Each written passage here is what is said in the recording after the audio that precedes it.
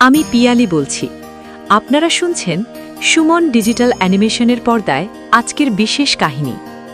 এই গল্প শুধু দেবী ও দেবতার নয়, এই গল্প ভালোবাসা, অহংকার, ত্যাগ আর চিরন্তন শক্তির। চলুন চোখ বন্ধ করে ফিরে যাই বহু যুগ আগের সেই সময়, যেখানে এই অলৌকিক কাহিনীর সূচনা। একসময় দেবলোক শাসন করতেন প্রজাপতি দক্ষ। তিনি ছিলেন ক্ষমতাশালী, জ্ঞানী, কিন্তু ভীষণ অহংকারী।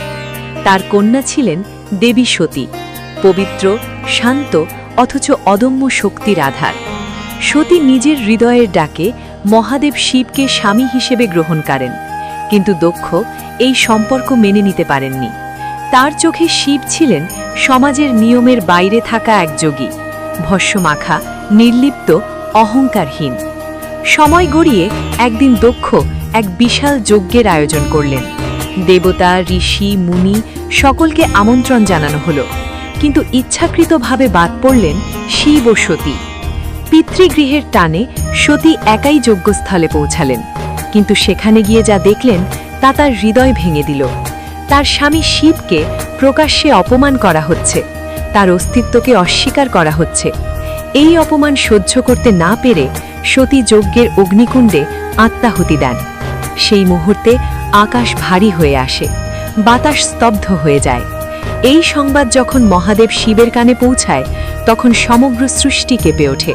শিব সতীর নিথর দেহ কোলে তুলে নেন এবং শুরু হয় মহাতাণ্ডব। পাহাড় ভেঙে পড়ে, নদীর গতিপথ বদলে যায়, সৃষ্টি ধ্বংসের মুখে পড়ে। দেবতারা ভীত হয়ে ভগবান বিষ্ণুর শরণ নেন। সৃষ্টি রক্ষার জন্য বিষ্ণু তার সুদর্শন চক্র দিয়ে দেবী সতীর দেহ খণ্ড খণ্ড করেন।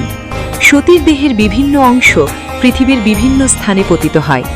যে যে স্থানে সেই দেহাংশ পড়ে, সেই স্থান হয়ে ওঠে শক্তির পবিত্র কেন্দ্র। এইভাবেই জন্ম নেয় ৫১ শক্তিপীঠ। কোথাও পতিত হয় দেবীর মস্তক, কোথাও চোখ, কোথাও হৃদয়, কোথাও জিহ্বা, কোথাও স্তন, কোথাও পদযুগল, আর কোথাও দেবীর যোনি, যা সৃষ্টি ও শক্তির প্রতীক। কামাখ্যা, কালীঘাট, তারাপীঠ, বৈষ্ণোদেবী প্রতিটি শক্তিপীঠ আজও জীবন্ত বিশ্বাস। অন্যদিকে দক্ষযজ্ঞ সম্পূর্ণভাবে ধ্বংস হয়ে যায়। দক্ষ তার অহংকারের মূল্য চকান। পরবর্তীতে দেবতাদের অনুরোধে মহাদেব শিব করুণায় গলিত হন এবং দক্ষকে পুনর্জীবন দান করেন, কিন্তু সেই জীবনে তিনি আর আগের মতো নন। শিব দক্ষের দেহে ছাগলের মস্তক সেট করে দেন, যাতে অহংকার আর কখনো মাথা তুলতে না পারে।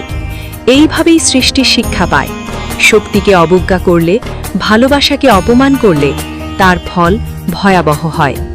আজও ৫১ শক্তিপীঠে মানুষ আসে, ভয় নিয়ে, আশা নিয়ে, বিশ্বাস নিয়ে। মায়ের কাছে মাথা নত করে বলে, আমাদের শক্তি দাও, সাহস দাও, পথ দেখাও। আমি পিয়ালি। আবার ফিরে আসব নতুন কোনো রহস্যময় কাহিনী নিয়ে, সুমন ডিজিটাল অ্যানিমেশনের পর্দায়। ততক্ষণ পর্যন্ত মায়ের আশীর্বাদ সকলের ওপর বর্ষিত হোক।